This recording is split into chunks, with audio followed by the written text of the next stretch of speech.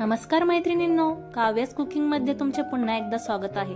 आपण आज रेसिपी घेऊन आलो आहोत ती म्हणजे राजस्थानची खासियत, ती म्हणजे दाल बाटी। दाल बाटी अगदी सोप्या पद्धतीने कशी बनवायची, तीही राजस्थानी लोकांकडे विशिष्ट पद्धतीने बनवली जाते। ते भांडे न वापरता आपण कढईमध्ये साध्या पद्धतीने कशी बनवायची ती आपण यामध्ये सांगणार आहोत। दाल बाटी ही विशिष्ट प्रकारे खाल्ली जाते, भरपूर तुपाचा वापर केला जातो आणि तसेच पंचमेल दाल बरोबर सर्व केली जाते आणि तीही चुरून खाल्ली जाते। वरून एकदम खुसखुशीत आणि आतून एकदम सॉफ्ट नरम दाल बाटी कशी बनवायची ती आपण आज बघणार आहोत। पण त्यापूर्वी तुम्ही माझ्या चॅनलला सबस्क्राइब केले नसेल तर सबस्क्राइब करा आणि बेल आयकॉन दाबा, म्हणजे माझ्या नवीन रेसिपीचे अपडेट तुम्हाला मिळत राहतील। चला तर मग आपण रेसिपीला सुरुवात करूयात।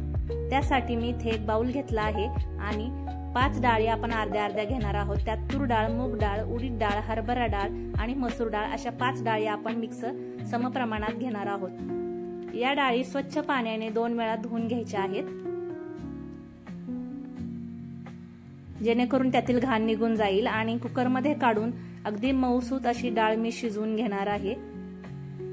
डाळ शिजण्यासाठी त्याच्यामध्ये 2 ग्लास पाणी आपण टाकायचे आहे आणि अगदी मऊसूत अशी डाळ आपण शिजवून घ्यायची आहे।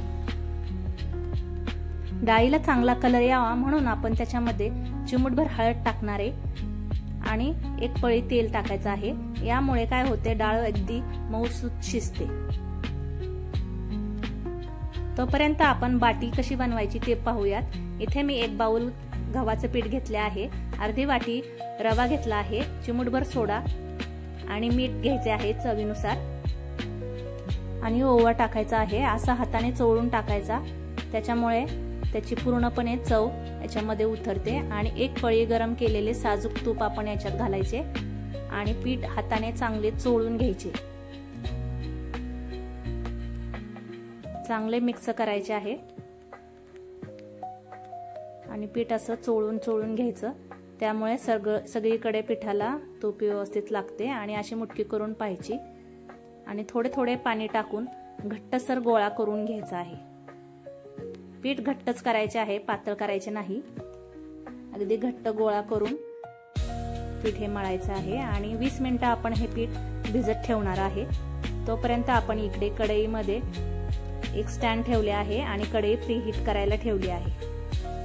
ज्याच्यामध्ये आपण बाटी बनवणार आहोत त्या भांड्याला तूप किंवा तेल लावून चोळून घ्यायचे आहे। तुम्ही डिश मध्ये सुद्धा करू शकता, माझ्याकडे इथे ही चाळण होती याच्यामुळे मी हे चाळणीत करत आहे। सगळीकडे व्यवस्थित तेल लावून किंवा तूप लावून घ्यायचे आहे आणि आता इथे 20 मिनिटं झाले आहे आपले पीठ भिजून, तर त्याचा एक असा छोटा गोळा घ्यायचा आणि गोल करून घ्यायचा तो। हा गोळा आपण असेच ठेवू शकतो किंवा त्याला अशी मी डिझाइन करून घेत आहे, जेणेकरून आपली बाटी दिसायलाही छान दिसेल।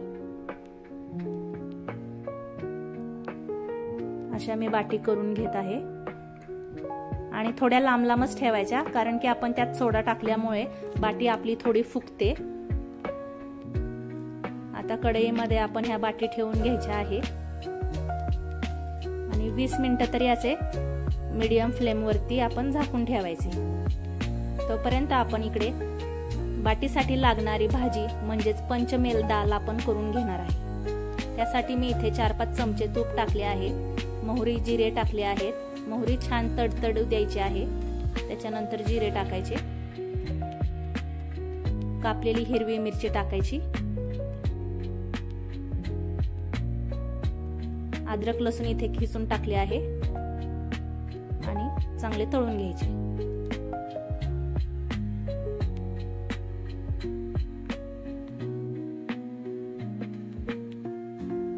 थोडेसे हिंग टाकायचे आणि बारीक चिरलेला कांदा टाकायचा आणि तो लाल होईपर्यंत चांगला परतून घ्यायचा।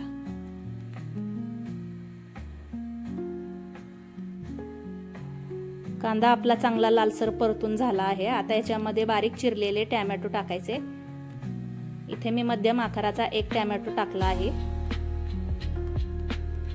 तो परतून घेतला की धना पावडर 1 चमचा, 2 चमचे लाल तिखट टाकायचे आहे लाल तिखट तुम्ही तुमच्या आवडीनुसार कमी जास्त करू शकता।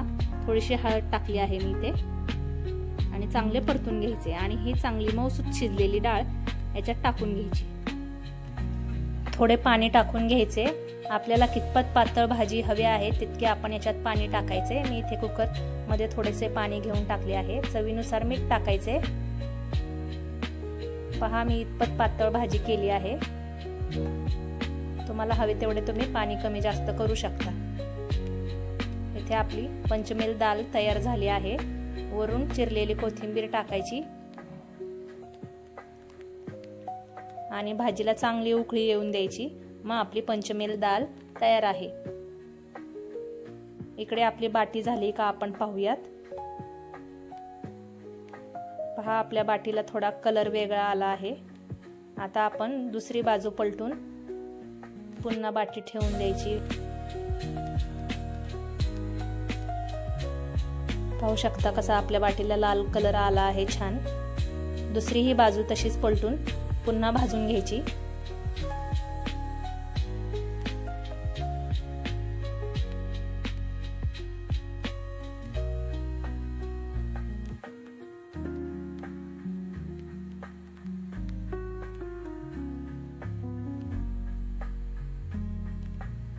पाहू शकता बाटीला क्रॅक आले आहे, म्हणजेच आपली बाटी ही परफेक्ट तयार आहे। अगदी केकी टेक्स्चर असे बाटीला आले आहे। दाल बाटी म्हटल्यानंतर चुरमा होणार नाही असे तर होऊ शकत नाही। त्यासाठी आपण इथे चुरमा बनवायचा आहे। मी इथे 1-2 बाटी असे तुकडे करून घेतले आहे आणि मिक्सरच्या भांड्यामध्ये घालून रवाळ असे वाटून घ्यायचे आहे बारीक। पहा असे वाटून घेतले आहे बारीक। आता कढईमध्ये 2-4 चमचे तूप टाकायचे आणि त्याच्यामध्ये हे वाटलेलं मिश्रण आपण टाकायचं आणि चांगले परतून घ्यायचे आणि ड्रायफ्रुट्स तुम्हाला हवे ते टाकायचे आणि चांगले परतून घ्यायचे। मी पुन्हा 2 चमचे यात तूप टाकले आहे आणि पुन्हा परतत आहे। चांगले हे मिश्रण परतून झाले की गॅस बंद करायचा आणि मग इलायची पावडर 1 चमचा टाकायची आणि पिठी साखर 5-6 चमचे याच्यामध्ये टाकायचे। गॅस बंद केल्यानंतरच याच्यामध्ये पिठी साखर टाकायची आहे, नाहीतर चुरमा आपला ओला होऊ शकतो। त्याच्यामुळे गॅस बंद करायचा आणि मगच यात पिठी साखर टाकायची। तयार आहे आपला चुरमा खाण्यासाठी। मी इथे बाटी सर्व केली आहे। त्यासाठी मी इथे भाजीत पुन्हा एकदा 1 चमचा तूप घालून घेत आहे। त्यासोबतच ताकही घेतले आहे आणि एका वाटीमध्ये तूप घ्यायचे आणि त्याच्यामध्ये अशी बाटी आलटून पलटून तुपात डिप करून घ्यायची। राजस्थानी लोक भरपूर प्रमाणात तूप खातात। आपण 1 दिवस तर खाऊच शकतो। त्याच्यामुळे पूर्णपणे तुपामध्ये अशी बाटी डिप करून घ्यायची। मी इथे सर्व बाटी डिप करून घेतल्या आहेत तुपात। तर ती दाल बाटी खायची कशी, तर असे एका बाटीचे तुकडे करून घ्यायचे, त्यावर मस्तपैकी भाजी घालायची आणि चुरून चुरून दाल बाटीचा आस्वाद घ्यायचा। सोबतच 1 घास चुरम्याचाही खायचा। तर तुम्हाला दाल बाटी कशी वाटली कमेंट मध्ये सांगायला विसरू नका। धन्यवाद।